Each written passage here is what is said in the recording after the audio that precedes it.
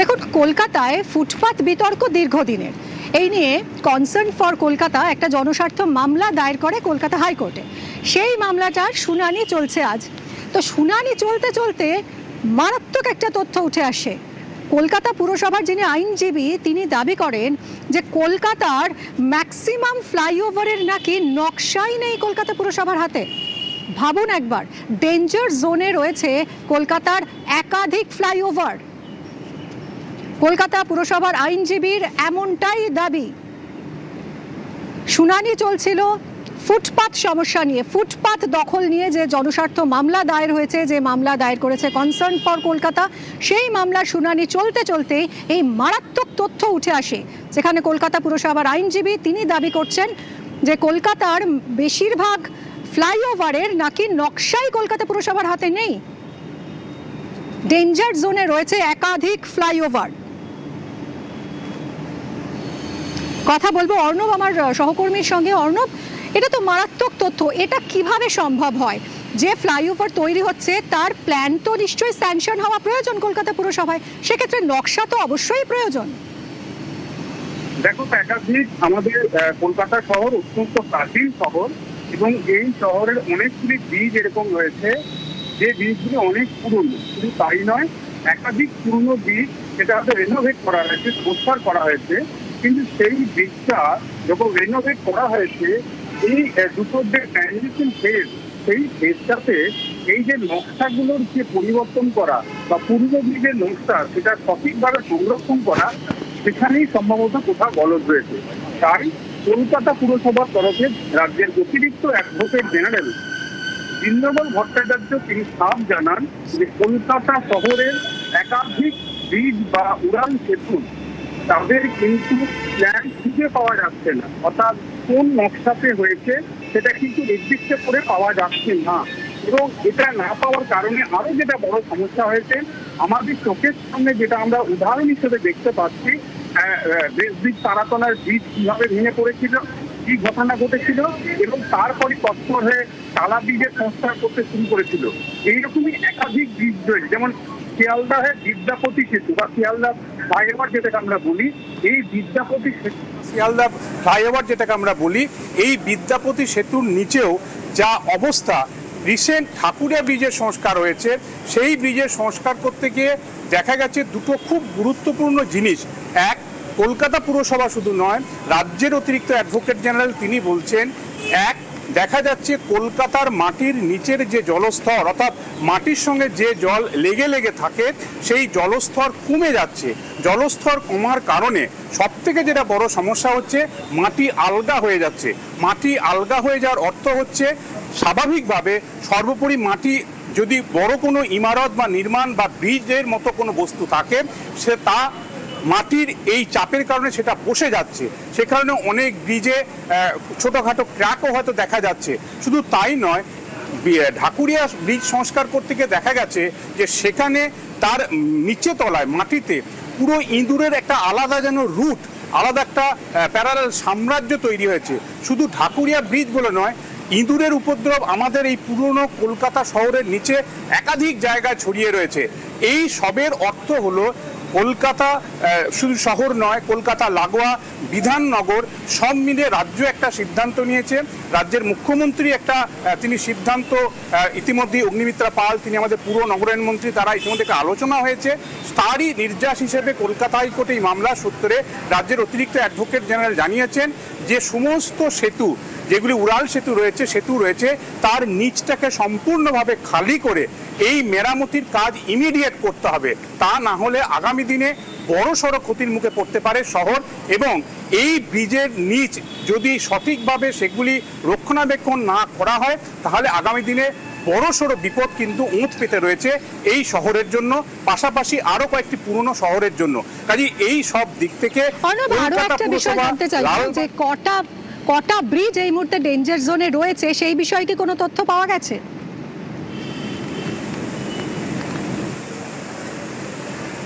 দেখুন, নির্দিষ্ট করে এই তথ্যটা হয়তো হলফনামার আকারে কলকাতা পুরসভা যখন কলকাতা হাইকোর্টে জনস্বার্থ মামলায় জানাবে তখন আমরা জানতে পারবো।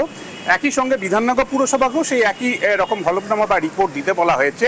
তবে রাজ্যের অতিরিক্ত অ্যাডভোকেট জেনারেল যেটা জানিয়েছেন, শহর জুড়ে যতগুলি ব্রিজ রয়েছে কোনো রকম সময় নষ্ট না করে নতুন সরকার সিদ্ধান্ত নিয়েছে এগুলোর প্রত্যেকটাই রক্ষণাবেক্ষণ প্রয়োজন। যেগুলোর প্ল্যান নিখোঁজ, পাওয়া যাচ্ছে না খুঁজে, সেগুলো সবার আগে হাত দেওয়া উচিত। এবং এই কাজটা অতি দ্রুত কেন শুরু করা উচিত তার দুটো মূল বৈজ্ঞানিক ব্যাখ্যা রয়েছে। এক, মাটির তলা, কলকাতা মাটির তলা যে জলের স্তর, সেই জলের স্তর নেমে যাওয়ার কারণে মাটি আলগা হচ্ছে। মাটি আলগা হওয়াটা যে কোনো ইমারতের জন্য, যে কোনো নির্মাণের জন্য মাটির ওপরে দাঁড়িয়ে থাকা তার জন্য অত্যন্ত ডেঞ্জারাস, খুব ক্ষতিকর। আর দ্বিতীয়, ইঁদুরের যে উৎপাত রয়েছে, যেটা ঢাকুরিয়াতে একেবারে সরাসরি দেখেছে কলকাতা পুরসভা, রাজ্যের ইঞ্জিনিয়াররা যারা এই সংশ্লিষ্ট কাজের মধ্যে যুক্ত থাকেন, এই ইঁদুরের উপদ্রব কিন্তু শুধুমাত্র ঢাকুরিয়া ব্রিজ বলে নয়, শহরের একটা বড় অংশ রয়েছে। এবং বিভিন্ন হাসপাতাল, আমরা জানি SSKM, ক্যালকাটা মেডিকেল কলেজ হাসপাতাল, এর তলাতেও কিন্তু ইঁদুরের একটা উপদ্রব নিয়ে একাধিকবার খবর সামনে এসছে, ভেসে এসছে, আমরা জানি। কাজে এই দুটো বিষয় যদি জোড়া হয় এবং প্ল্যান নিখোঁজ যে ব্রিজগুলোর, সেগুলোর যদি ইমিডিয়েট মেরামত না হয়, তাহলে কিন্তু শহর বড়সড় সমস্যার মুখে পড়তে পারে। সেই উদ্বেগটাই রাজ্য প্রকাশ করেছে কলকাতা হাইকোর্টে।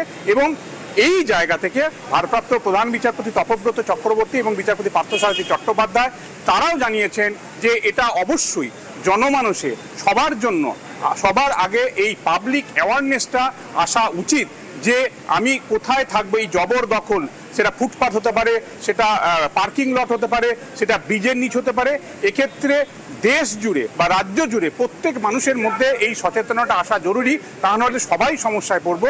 এবং তাই ইতিমধ্যে একটি নির্দেশও দেওয়া হয়েছে এবং এই হলফনামার আকারে কলকাতা পুরসভা বা বিধাননগর পুরসভার রিপোর্ট আসার পর বিষয়টি বা চিত্রটি আরো স্পষ্ট হবে।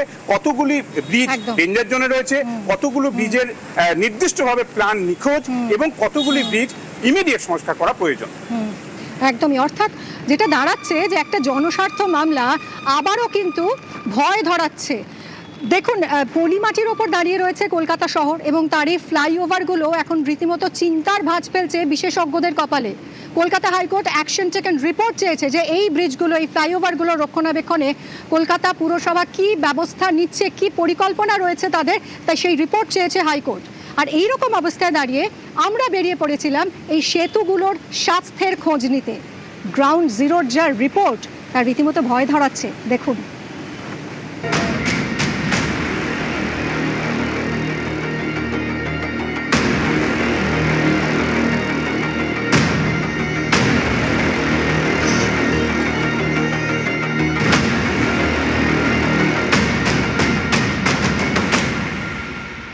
সালটা 2018, মাঝের হাটে ভেঙে পড়লো একটা আস্ত উড়াল পুল।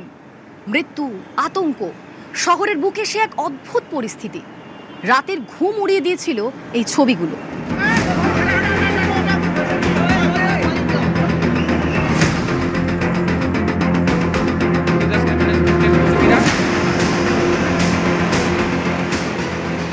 কলকাতায় কি আবার ফিরে আসতে পারে এমন কোনো ছবি? হতে পারে বিপর্যয়? আশঙ্কা উড়িয়ে দেওয়া যাচ্ছে না।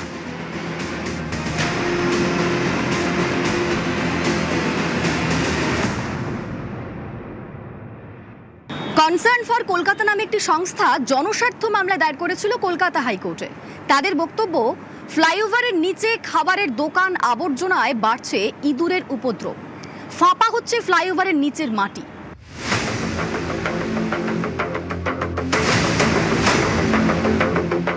ইভেন গড়িয়াহাটে দেখবেন তো ফ্লাইওভারের নিচে অনেক লোক সংসার করে বসে আছে, দেখ উদির ঘুরছে, এক্ষুনি ঘুরছে, ওরা ঘুরছে, সব জায়গায় ঘুরছে।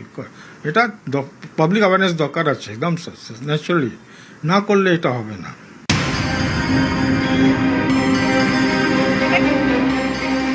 রোজ দুরন্ত গতিতে ছুটে চলা কলকাতা হয়তো জানতেই পারছে না তার পায়ের নিচে কিংবা মাথার ওপর মৃত্যুর হাতছানি। কথায় বলে, বিন্দুতে বিন্দুতে সিন্ধু হয়। কলকাতা ও শহরতলির উড়ালপুলের ক্ষেত্রেও সেটাই যেন সত্যি। দিনের পর দিন জমতে থাকা অবহেলা এখন আতঙ্কের কারণ।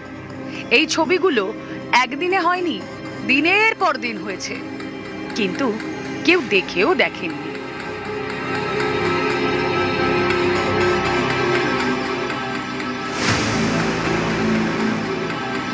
মানুষের যে জীবনযাপনের পদ্ধতি তাও কিন্তু চিন্তা বাড়াচ্ছে শহর কলকাতায়। বিভিন্ন উড়ালপুলের নিচে তৈরি হয়েছে বসতি, রাখা রয়েছে একাধিক কারখানার সরঞ্জাম।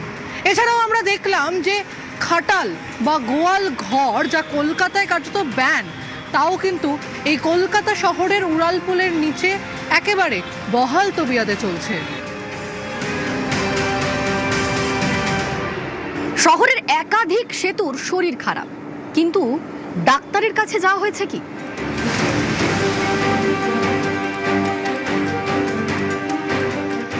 মাঝে মাঝেই খবরের কাগজের পাতায় দেখা গেছে উড়ালপুল সংস্কারের খবর, বিশেষজ্ঞ কমিটি গঠনের খবর, বাজেট বরাদ্দ হওয়ার খবর। কিন্তু বাস্তবে বিশেষজ্ঞদের কথা আদৌ শুনেছে পুরসভা? কেএমডিএ? রোগ যে গভীরে ছড়িয়ে পড়েছে। আমাদের মানুষের শরীরের মতো বয়স যত বাড়ে আমাদের হেলথ চেক আপের প্রয়োজনীয়তা তত বাড়ে। সেতুর ক্ষেত্রেও তাই। ওই ক্যান্সারের 4th স্টেজের মতো কেস হলে তখন কিন্তু একদিন হঠাৎ করে once in a fine morning যে কোনো একটা ব্রিজ, ফ্লাইওভার, সেটা কোলাপস করতে পারি। কোথাও আমরা দেখেছি সেতুর ভারবাহী স্তম্ভের একদম গা ঘেঁষে রান্না করছে ফুটপাতবাসীরা। আবার দেখেছি কোথাও আমাদের শহরের সেতুর ভারবাহী স্তম্ভগুলোর ধারপাশ ঘেঁষে কি বলবো পাইস হোটেল গড়ে উঠেছে, এবং তার যে ওয়েস্ট ফুড মেটেরিয়াল সেগুলো তার পাশে কোথাও ভ্যাট রয়েছে, সেই ভ্যাটে ফেলা হচ্ছে। এবার সেই ভ্যাটে হচ্ছে যে ইঁদুর দৌড়ে আসছে খেতে, এবার সেই ইঁদুর গিয়ে বাসা বাঁধছে হচ্ছে কখনো কখনো আমরা ব্রিজ ফাউন্ডেশন যেটা আছে, ব্রিজের পিলার, তার তলার মাটি খুঁড়ে। ফলে এটা যদি চলতে থাকে তাহলে হচ্ছে একটা সেতুকে কি বলবো, সেতু স্বাস্থ্যকে অক্ষুণ্ণ রাখা সেটা খুব কঠিন। কতটা শরীর খারাপ কলকাতার উড়ালপুলের? দেখুন ছবি কি বলছে আর জনতাই বা কি বলছে।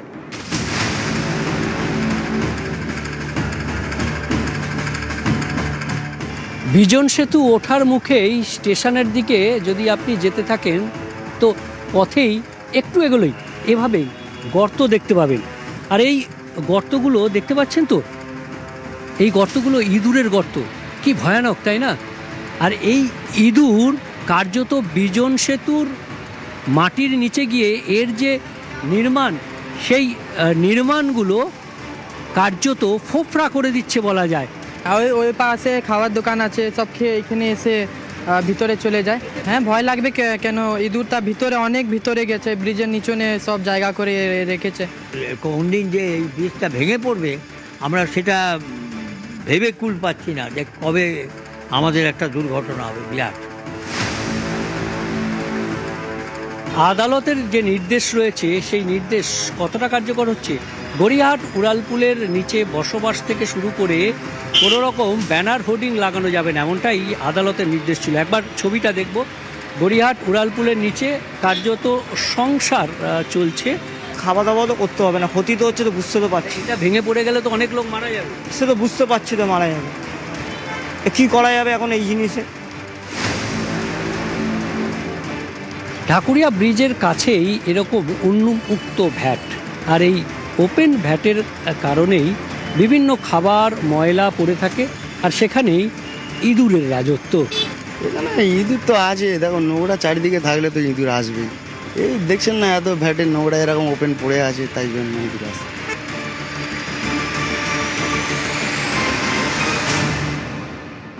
ইঁদুর আছে, গাছ আছে, ভ্যাট আছে, দোকান আছে, নেই শুধু নিরাপত্তা। এই অবস্থায় যদি একটা মাঝারি মানের ভূমিকম্প কলকাতার ভিত নাড়িয়ে দেয়,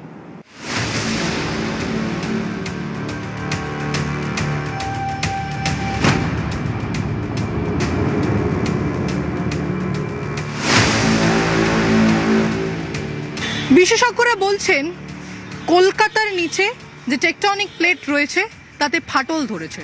শুধুমাত্র কলকাতা নয়, এই ফাটল কলকাতা হয়ে রাজারহাট, নিউ টাউন হয়ে সরাসরি চলে গেছে বাংলাদেশ, মায়ানমার।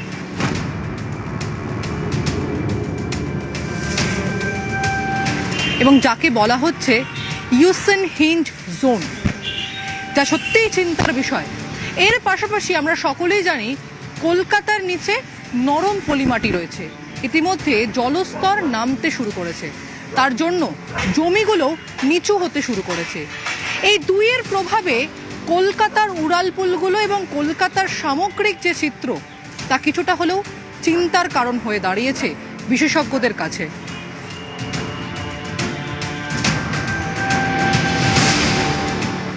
এই অঞ্চলটার মধ্যে রয়েছে আরও বেশ কিছু উল্লেখযোগ্য চ্যুতিরেখা।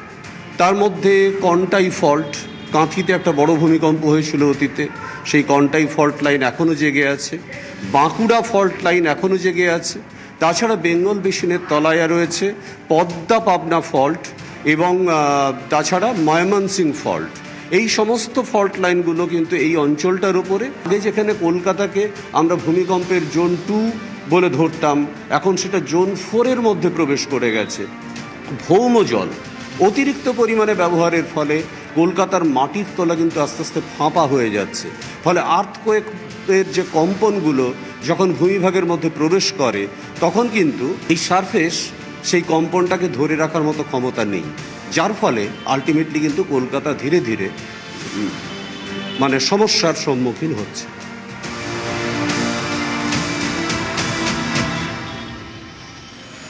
সেতুর ভিত নড়ে গেছে, ভয় আছে, কিন্তু কেন এমন অবস্থা? বিশেষজ্ঞরা একাধিক কারণ খুঁজে পেয়েছেন, যার মধ্যে আছে রক্ষণাবেক্ষণের অভাব, ক্ষমতার থেকেও বেশি ওজন চাপিয়ে দেওয়া, মাটির নিচে জলের স্তর কমে যাওয়া, ইঁদুরের উপদ্রবে মাটি ফোঁপড়া হয়ে যাওয়া।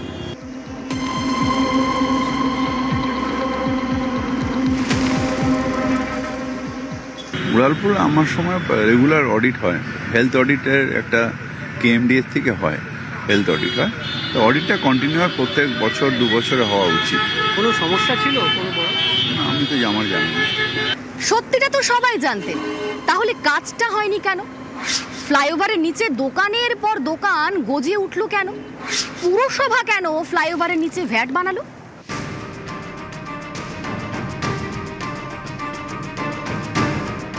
সেতুর তলাতে প্রথমত তো এই সেতুগুলোর হেলথ দেখা হবে, এবং সেতুর নিচে কোনো লোক কিন্তু থাকবে না, কারণ আগের সরকার যেভাবে সেতু বানিয়েছে এবং যে কয়েকটা ঘটনা হয়েছে, সেতু ভেঙে পড়েছে, আগের সরকারের সেতুর বানানোর ওপর আমাদের খুব একটা বিশ্বাস নেই। সংস্কার যে হয়নি তা নয়, তাপ্পির ছোঁয়া লেগে আছে শহরের উড়ালপুলের আনাচে কানাচে। কিন্তু একটা সত্যি জানেন কি, শহরের এরকম অনেক উড়ালপুল আছে যার কোনো নকশাই নেই পুরসভার কাছে। গলদ গোড়ায়, তাই ফ্লাইওভারের গোড়াও আলগা হচ্ছে।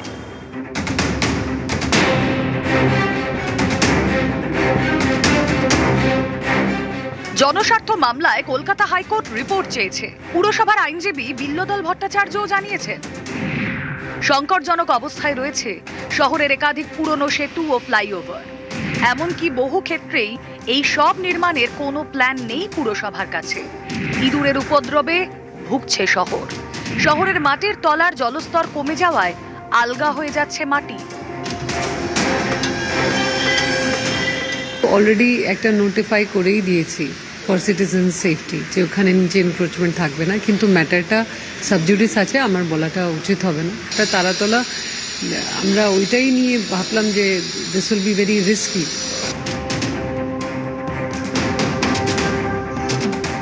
সত্যিটা অস্বীকার করেনি পুরসভা। ফ্লাইওভারের ভিত শক্ত করার চ্যালেঞ্জ নিয়ে কাজ শুরু করতে হবে পুরসভাকে। বিপদ থেকে বাঁচার সেটাই একমাত্র পথ। ক্যামেরায় কাঞ্চন ভৌমিক ও পিন্টু সরকারের সঙ্গে বিশ্বজিৎ সাহা ও প্রীতি সাহা, নিউজ 18 বাংলা।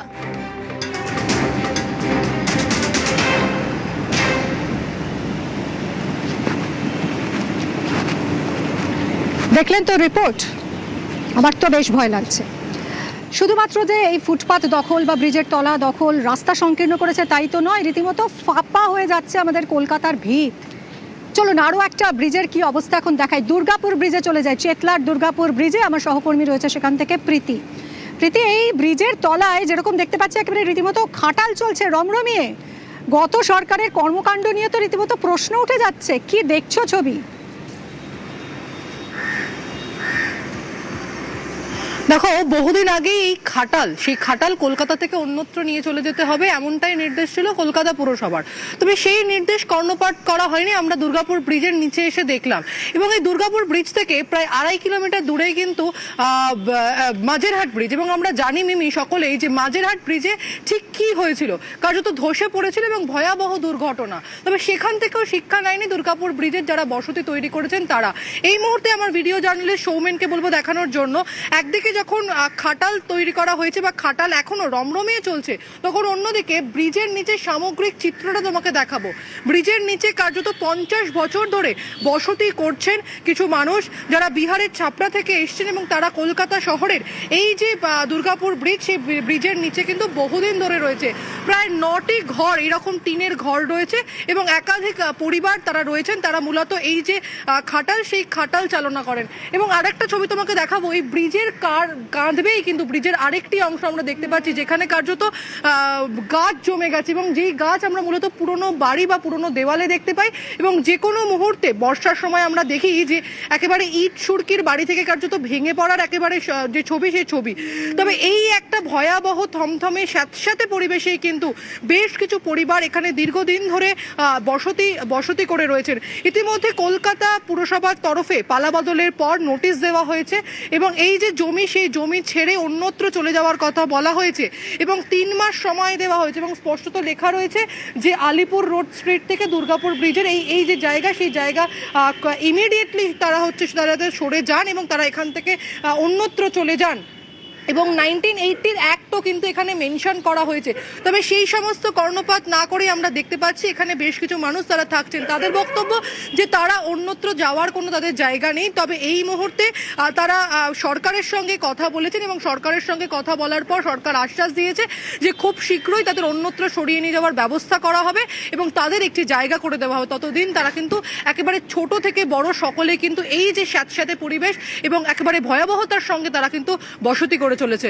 মিমি, একদমই প্রীতি, অত্যন্ত ভয় ধারণ এই ছবিটা। কারণ আবারও এই দেখুন, এই ফ্লাইওভার নিয়ে তো, ফুটপাত দখল নিয়ে তো চর্চা বিতর্ক বহুদিনের, কিন্তু আজ যখন একটা জনস্বার্থ মামলার শুনানি হচ্ছিল, সেই সময় যে মারাত্মক তথ্যটা উঠে এসেছে, যেটা শুরুতেই আপনাদেরকে জানাচ্ছিলাম, যে কলকাতার বেশিরভাগ এই সেতুগুলো, ফ্লাইওভারগুলোর নাকি নকশাই নেই কলকাতা পুরসভার হাতে, ভাবতে পারছেন? আর সেই ব্রিজগুলো এখন যে কী অবস্থায় রয়েছে, এই ব্রিজের তলা দখল, ফুটপাথ দখল, শুধুমাত্র রাস্তা সরু করে দিচ্ছে, যাতায়াতে কষ্ট হচ্ছে, অসুবিধা হচ্ছে মানুষের। তাই নয়, সব থেকে বড় অ্যালার্মিং যেটা, এই শহরের ভিত্তি একদম ফোপড়া হয়ে যাচ্ছে।